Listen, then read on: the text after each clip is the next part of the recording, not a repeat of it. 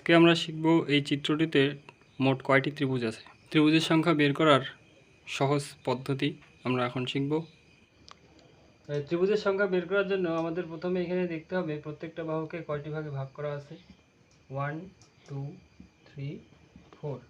এদিকে দেখতে হবে 1 2 3 4। এদিকে দেখতে হবে 1 2 3 4।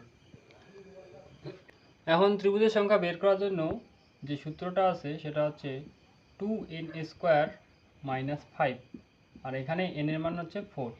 যেহেতু 1 2 3 4 সেই জন্য n এর মান হচ্ছে 4।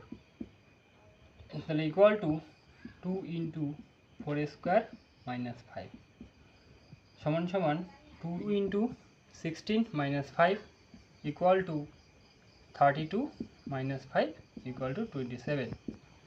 সুতরাং এখানে 27টি ত্রিভুজ আছে। সুতরাং এখানে ডি যে অপশনটি আছে 27 এটা সঠিক উত্তর। এখন এই চিত্রটিতে কয়টি ত্রিভুজ আছে সেটি তোমরা বের করে তোমাদের উত্তর আমার কমেন্টে জানাও এবং ভিডিওটি ভালো লাগলে লাইক করো।